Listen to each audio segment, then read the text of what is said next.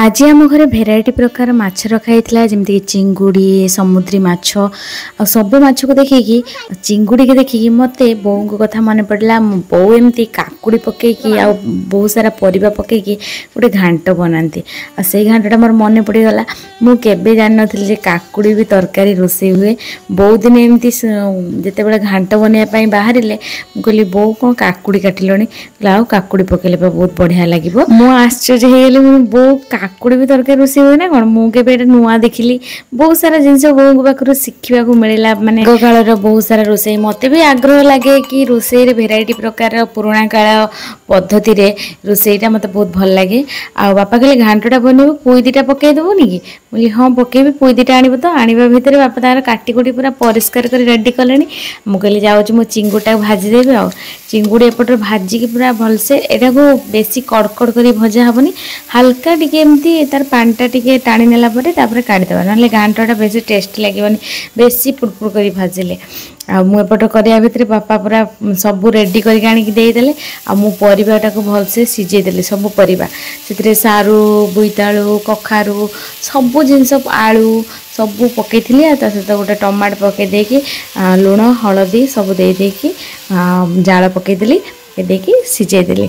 सिझीगला पूरा भल से सिझब माने परिबा गुड़ा पूरा समस्ते सहित लगे जमी हल्का टिके पानी देदेली कहीं परिवार तो बहुत पानी बाहर से अल्प पानी देवे देखिकी मुझे हिसाब से अल्प पानी दे देखो केते पानी भी से बाहर कखार मखार पानी बाहर ना आ से बाहरला भितर सरीगला सिझीगला परे आपन जो पोई काटिक रखी से पकईदेवे।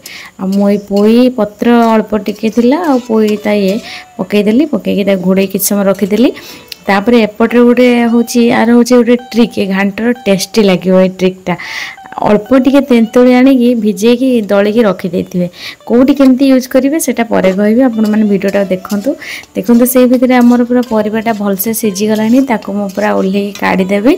बहुत लोक बहुत प्रकार घांट रोषे करती आ मोर बोऊंकर ए रोषेटा मते बहुत भल लागिथिला बोली मु आपण मान पई ए रोषेटा आनिली कारण एटा टिके यूनिक थिला आ बहुत टेस्टी भी थिला।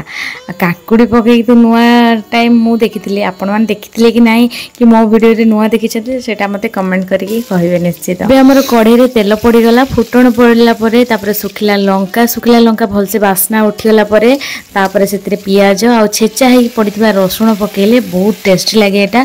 तापर जो आमे सिझेई रखिथिले टमाटा टिके पके देबा सेतरे टिके लुण हळदी पकेकी आ टिके लंका गुंड आ टिके जीरा गुंड भजा जीरा गुंड पकेकी आपण जीरा बट्टा भी पके परिबे पकेकी जो हम चक्कटी के रखिथिले तेंतुली पानी को पकेकी भल से कषिबे आउ टिके कोन एटा बहुत खट्टालिया हे जिवो टिके हल्का चीनी पकेबे जेमती खट्टाटा बैलेंस रहइबो और बहुत टेस्टी लागिवो खाइबा पई। जो माने चीनी टिके पकेबे देखिबे अल्प चीनी जो माने खट्टा प्रबल पसंद से माने बेसी चीनी न पकांते किंतु अल्प टिके पकेबे बहुत भल लागे।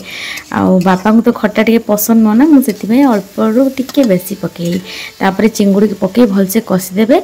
कषि आसला परे आपण जो सिझेई रखिथिबे मसला को पकेकी घुड़े घुड़े करके पूरा जमती चिंगुड़ी आ जो परिबा गुड़ाक भलसे मिसीज सेते पर्यंत आपन टिके वेट करेंगे आ भलसे जाल पकेबे जमती हुड़ुका जाल रही मो जेजेमा कहला हुड़ुका जाल बढ़िया टेस्टी लगे तरकारी आउे भजा जीरा गुंड को ऊपर छिंचीदेवे। देखंतु आर लोक देखंतु आ मते कहंतु ए घांटटा देखिकी आपण मन को इच्छा होची ना खाइबा पई। आज रोसेटा करिवार कारण होची मो हस्बैंड को बोऊ को रोसे बहुत पसंद आ बोऊ एमती सिंपल रोसे बनाती बेसी मसला नुह आ तांको बहुत टेस्टी लगे सेति पई से आसीबा खुशी रे मु तांको पई बनेइथिली आ से बहुत खुशी रे मध्ये ए रोसेटी को खाइथिले कहले बहुत बढ़िया हेची आ बोऊ को कथा मन पडुथिला। आपण मन यदि वीडियोटा भल लागिछि निश्चित ट्राई करेंगे। भले रुहंतु। जय जगन्नाथ।